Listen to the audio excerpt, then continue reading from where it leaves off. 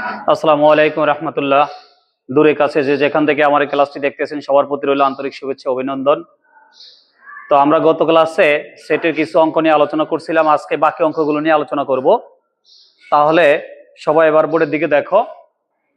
অনুশীলনী 2.1 3-এর ক আমাদের দুইটা মান দেওয়া আছে অনেকগুলো মানই দেওয়া আছে, কিন্তু আমার অঙ্কতে বলছে বি মাইনাস সি এর মান বের করার জন্য। কার মান বের করার জন্য? বি মাইনাস সি এর। তাহলে আমার বি এর মান লাগবে, আর কার মান লাগবে? সি এর মান লাগবে। তাহলে সুতরাং বি এটাও কিন্তু মাইনাস, সেটের বেলায় কখনো ভাগও হবে না। যদি এরকম এভাবে বাঁকা থাকে আর কি, যদি এরকম কন্ডিশনটা থাকে এরকম, তাহলে বুঝতে হবে যে এটা অঙ্কটা ভুল আছে। সেটের বেলায় কখনো ভাগ হয় না, এটা হচ্ছে কি ভাগ। আর এইভাবে থাকলে এটা হচ্ছে কি বিয়োগ। তাহলে এই বি এর বি তুললাম, তারপরে এই মাইনাসের মাইনাস, তারপরে এই সি এর মান এই তুললাম। তুলছে, তোলার পর আমরা গত ক্লাসও দেখাইছিলাম যে যেটা বিয়োগের বেলায় যে উপাদান আর যে উপাদান মিলবে সেটা বাদ হয়ে যাবে। সেটা কি হয়ে যাবে? তাহলে এখানে দেখো 1 আছে, এখানে কি 1 আছে? এখানে 2 আছে, এখানে 2 আছে নাকি? তাহলে এই 2 বাদ। এখানে এ আছে, এখানে এ আছে, তাহলে কি এ বাদ। তাহলে বাকি থাকলো এদিকে আর যত উপাদান থাকে থাকুক, সমস্যা নাই, কিন্তু আমার দেখতে হবে এখানে কোন উপাদানটা আর আছে, তাহলে সেটাই হবে অ্যান্সার। তাহলে এখানে অ্যান্সার হবে 1। ক্লিয়ার?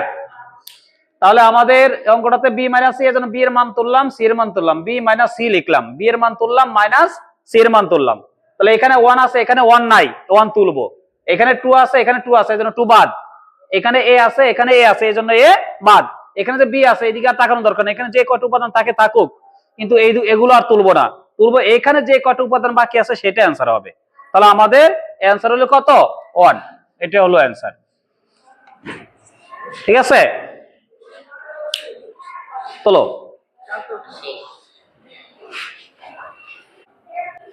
তাহলে দেখো আমাদের 3-এর খতে মান বের করতে বলছে এ সংযোগ সেট বি এর। কার মান বের করতে বলছে? এ সংযোগ সেট বি এর। তাহলে আমার মান লাগবে এ আর কার? বি এর। তাহলে আমার এর মান হচ্ছে 2 3 4, আর বি এর মান হচ্ছে 1 2 আর এ। ক্লিয়ার?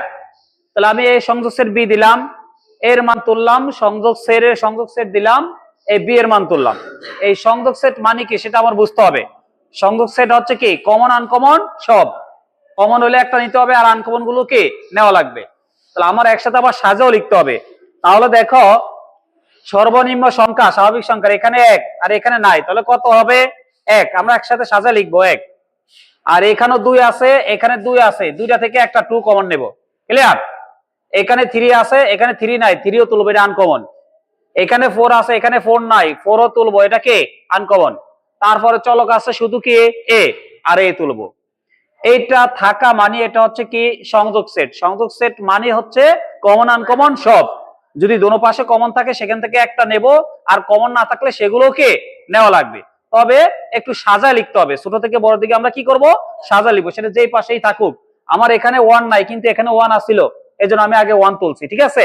তারপর 2 আবারও রিপিট করে দেখো, 2 এখানেও আছে, এখানে আছে, দুটো থেকে একটা 2। এখানে 3 আছে, এখানে নাই, 3 হচ্ছে আনকমন, 3ও তুলবো। এখানে 4 আছে, এখানে 4 নাই, 4ও তুলবো। তারপরে বাকি চলক আছে এ, এই চলকে এ দিয়ে দিলাম। এটাই তো অ্যান্সার। ঠিক আছে, চলো তাহলে।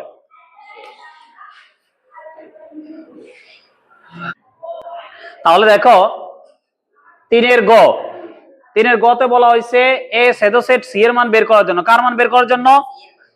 তাহলে দেওয়া আছে এর মান তুললাম, আর কে এই সি এর মান কে তুললাম। তাহলে এ সেট সি, তার মানে হচ্ছে এর মান তুললাম, এই সেট, তারপরে এই সি এর মান তুললাম, হলো। এবার এই সেট মানে কি এটা আমার বুঝতে হবে। সেট মানে কি শুধু কমন। সেট মানে কি শুধু কমন, মানে দোনো সাইডে যেটা মিল আছে সেটাই আমার কি হবে? অ্যান্সার হবে। তাহলে দেখো এখানে মিল আছে কোনটা? এখানে 2 আছে, এখানে 2 আছে, এই 2 তুললাম। এখানে 3 আছে, এখানে কি 3 আছে? তাহলে মিল নাই। এখানে 4 আছে, এখানে কি 4 আছে? তাহলে আর কোনো উপাদান মিল নাই। আর কোনো উপাদান মিল নাই বিদায় এই 2 হবে আমাদের কি অ্যান্সার। এই তো হয়ে গেল। তাহলে আমার মেইনলি হচ্ছে এই প্রতীকের অর্থ বুঝতে হবে যে এটা দ্বারা কি বোঝানো হয়েছে। তাহলে এটা হচ্ছে সেট, আর এটার মানে হচ্ছে কি শুধু কমন। ঠিক আছে? আচ্ছা দেখো,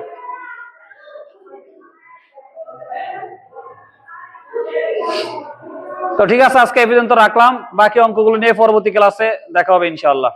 আল্লাহ হাফেজ।